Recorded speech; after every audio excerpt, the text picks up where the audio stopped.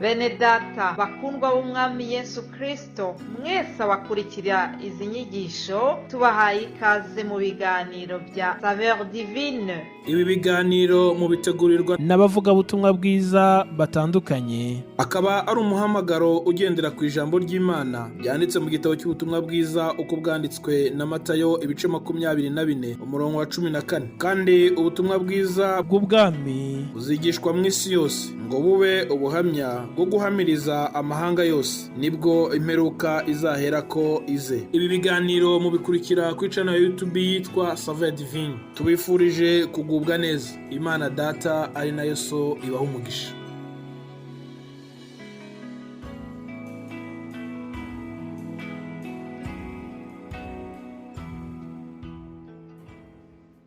Yesu ashimwe bakundwa nshuti z'umusaraba, bene data mwese abakurikira ibi biganiro bya Saveur Divine, ari abo tumenyeranye ari n'ababa babimenye vuba, mwese ndabakiriye mu izina rya Yesu Kristo umwami n'umukiza wacu.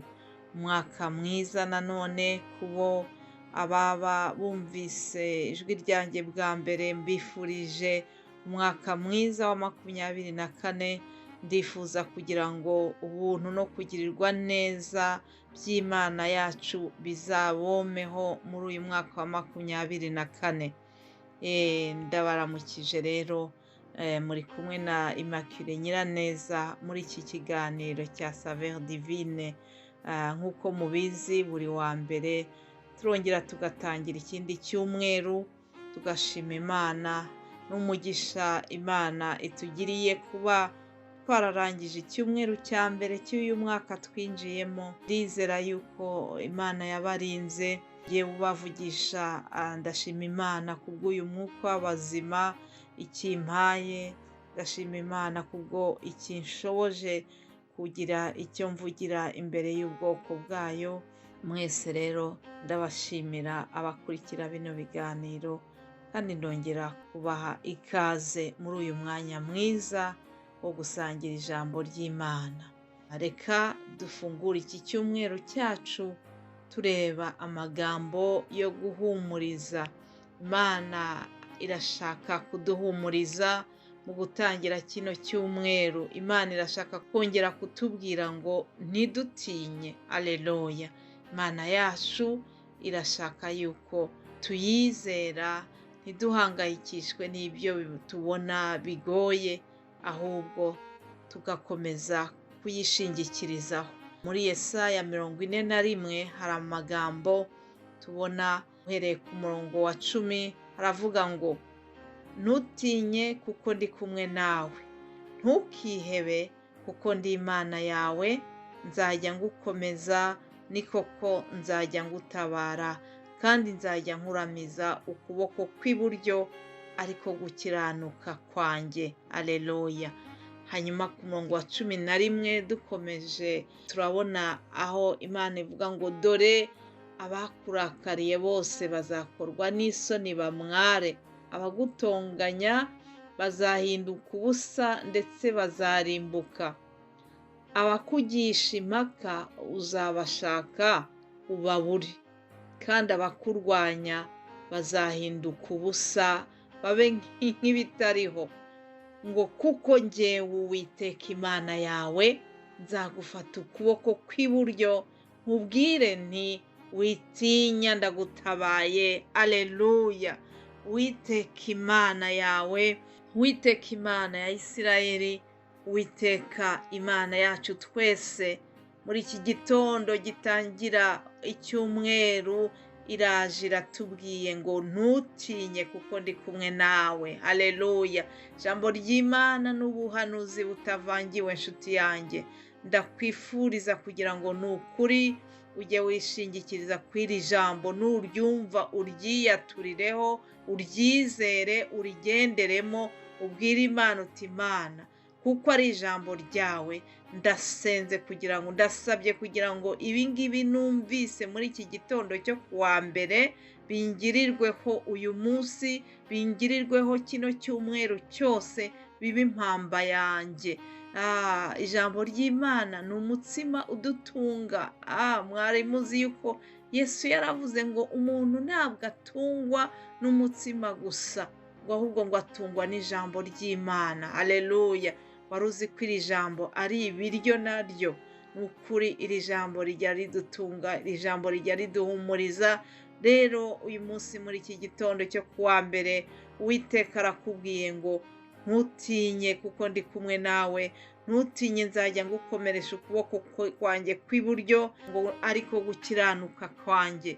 Kandi Uwiteka arakubwiye ngo abakugisha impaka, aba bandi bari baguhagurukiye, sinzi biguteye impungenge muri iyi minsi, sinzi biguhagarikiye muri iyi minsi, ariko Imana iratubwiye ngo witinya ndagutabaye. Haleluya! Iyi Imana igutabaye nta wundi muntu waguhangara, kuko Imana yacu irakomeye. Rero uhagarikiwe n'ingwe ngo aravoma, ariko twebwe duhagarikiwe n'intare yo mu muryango wa Yuda. Haleluya! Haleluya! Haleluya! Uwo nguwo arakomeye, ari hejuru ibyiyita ibinyembaraga byose. Uwo nguwo niwe ukubwiye muri iki gitondo ngo witinya ndagutabaye. Imana ishimwe. Nanjye ndumva rino jambo rimfashije, ndumva rimpumurije, ndumva rinyubatse. Icyama nawe rikakubaka, icyama rikaguhumuriza, icyama rikakubera impamba y'iki cyumweru cyose dutangiye. Haleluya! Iryo rero ryari ijambo ryo gufungura kino cyumweru cya kabiri dutangiye cy'uyu mwaka. Ndizera yuko twese turakomeza kurigenderamo. Imana ishimwe cyane.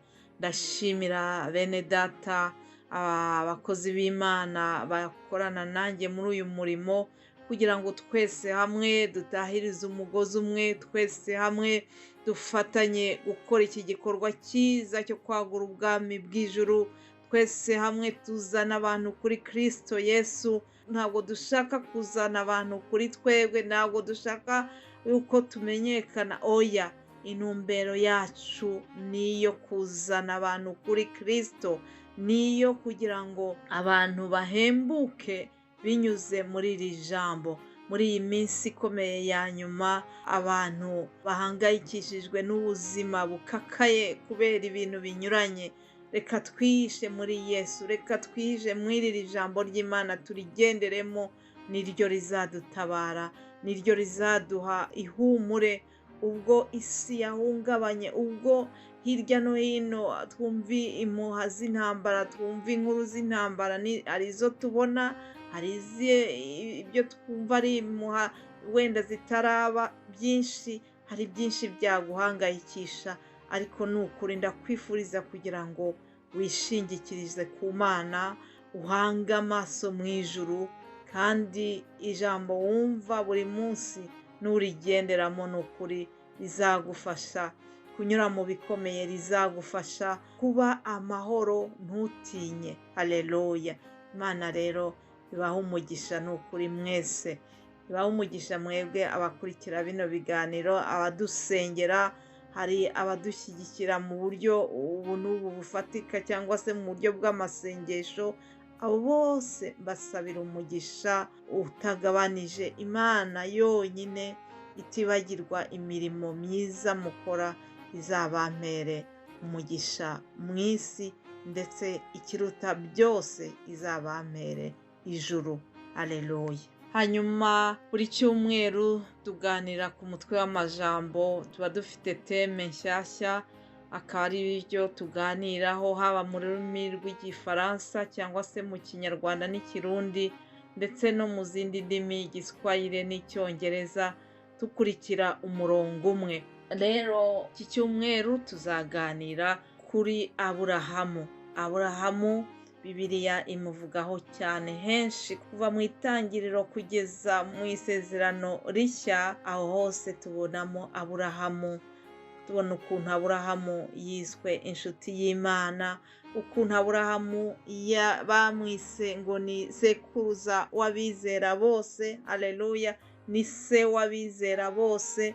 Rero ni umuntu ukomeye Aburahamu, hari ibyo twamwigiraho byinshi, hari amasomo menshi twamwigiraho.